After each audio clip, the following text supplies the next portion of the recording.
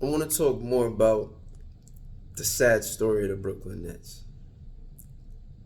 Another sad thing about the Brooklyn Nets is that they traded away some promising pieces and mortgaged the future somewhat to get James Harden. Now, again, people who know me would tell you I think James Harden is somewhat overrated. Um, he never made it to a conference finals. Oh, I'm sorry. He never made it to a finals. He did make it to the conference finals with the Rockets. Um, but outside of that, though a really great scorer, a lot of times I used to feel like James Harden was more of a manipulative scorer. You know what I mean? With those fouls that he would draw and some of the herky jerky moves he would do to get people to bump into him and get fouls, cool. That's all fine and dandy and look real good in the regular season, putting up crazy numbers. But what happens in the playoffs? They do not call the games the same. One might argue, what's the difference between the playoffs and the regular season? Ain't the rules still the same? Yeah, they technically are.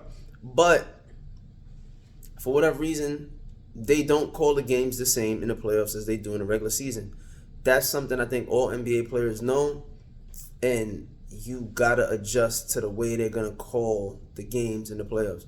James Harden's game, it doesn't translate to playoffs for whatever reason. Again, probably because of the way they're calling it. He's never had the playoff success. I mean, maybe going to the Western Conference Finals, one could argue that was some success. I definitely feel like it was, but he didn't have the playoff success that we believe that we should see from him. His teams have never made it to the finals. Sometimes he's had some horrible playoff appearances. And with that being said, when he came to the Nets, I thought to myself, this is the same guy who has a lot of failures in the playoffs. And teaming him up with, to me, Kevin Durant, who sometimes doesn't play to his potential, it seems like, either in the playoffs. I felt like these two guys don't really have the heart that is needed to make it through in the playoffs sometimes. Like, again, Jimmy Butler, he got that heart. Giannis, he got that heart. LeBron, and I know people hate LeBron sometimes. LeBron is great. There's no debating that. He's great. And LeBron, in this early part of his career, maybe he didn't have that killer instinct, but LeBron definitely got that heart where it's like, yo, I'm not trying to see my team lose. I'm gonna give it 110%. I'm not gonna shrink in these big moments. It might have took him a while to get there, maybe, but he definitely got there, and he's been there for a long time now. Kevin Durant, last season when they got swept by the Celtics, where was his heart? He looked like he didn't have any heart in that series. And that's the thing I feel like about Kevin Durant and James Harden. And Kyrie, I'm not going to say he don't have heart. I feel like sometimes he's just not as engaged as he should be. Either that or maybe he doesn't have the heart either.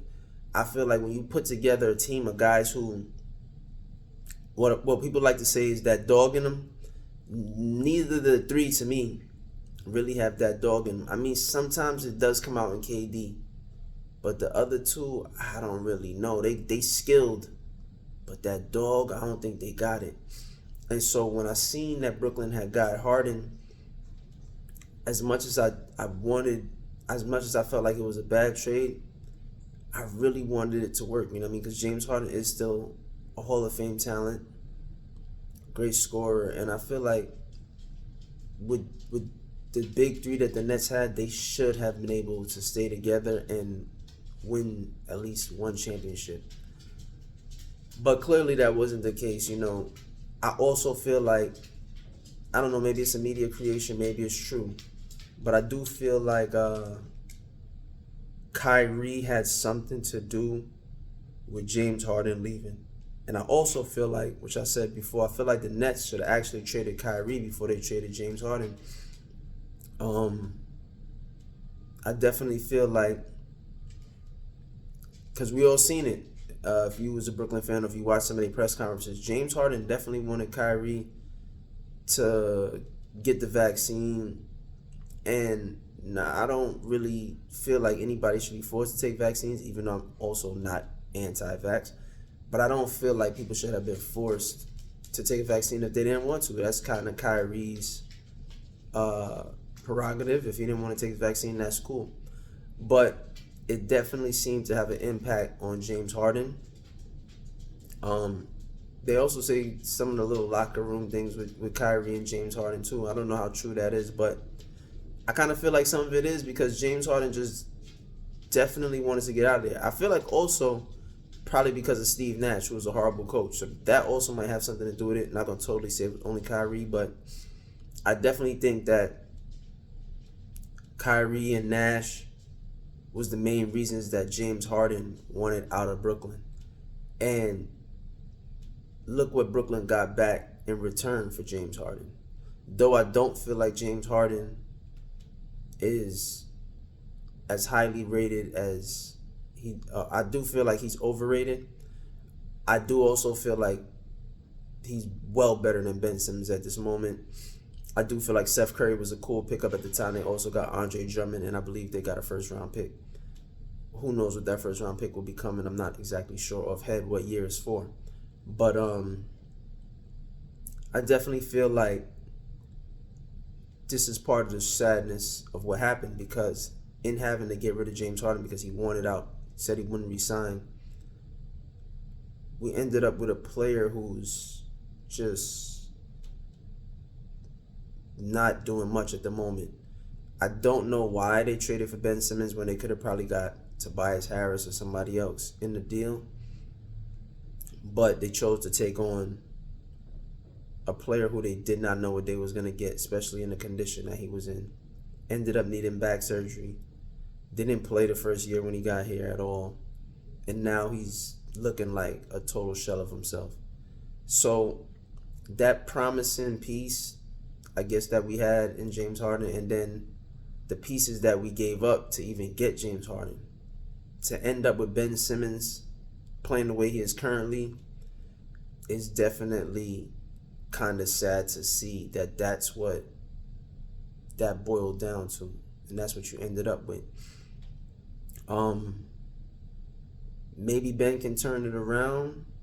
I mean, he did say, he is coming off of back surgery. At times he looks like he can play defense, but he really needs to just get more aggressive and at least try to score, so that teams won't just sag off of him on defense and then have the Nets basically playing 4-on-5 basically at times on the offensive end. If he can turn himself around a bit going into the playoffs and help the Nets be relevant, that would be nice, but I'm not sure that that's going to be the case. We definitely got some other good pieces in Cam Thomas. I like Watanabe. I like I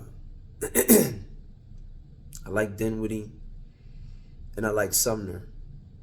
And I also think that Nick Claxton is definitely on the ascension at the moment. He's definitely ascending towards being at least a top 15, top 10 maybe center in the league. I think the Nets still got some good pieces. So though right now things are looking a little sad, I do think the sad story could have a happy ending at the end of next season. I feel like by the end of next season, the Nets definitely have a good chance of being a really good team if KD sticks around, and hopefully we can see the sad story have a happy ending. We're going to talk a little bit more about it. I hope that you enjoyed what you heard so far. And if you feel differently, hit the comment section. Tell me how you feel. We're going to be talking a lot about the Nets. We're going to talk about basketball overall. LeBron James just broke the scoring record. As much as I'm going to always probably feel like Jordan is a better winner, or he's better at making the team a championship team, I do feel like LeBron is a great player. Probably the second greatest player. And overall, I might say he is greater than Jordan. But I do feel like Jordan is a more dominant player when it comes to his impact on winning. And so when it comes to stats and accolades, clearly LeBron has it. But when it comes to dominance and being able to take over, I feel like Jordan has that over LeBron. And can a player be more dominant than another player and not as great? Yes. And can a player be greater than another player and not as dominant? Yes. So I feel like Jordan will probably always be more dominant than LeBron was. But I feel like LeBron probably is greater because, you played 20 seasons at the level he's played, and he'll probably play 23 to 24 seasons at maybe over 20 points per game. That's super impressive, to say the least. So, congratulations to him, even though the Lakers suck. But congratulations to LeBron. We're going to talk a lot more about LeBron and even more about why I'll never feel like he's probably greater, or no, not, sorry. Well, I probably never will feel like he's a better winner, or his impact is more than Michael's. A lot more in the future. But yeah, hit me up, you know what I mean? Press like, subscribe, comment, all that good stuff. Peace out.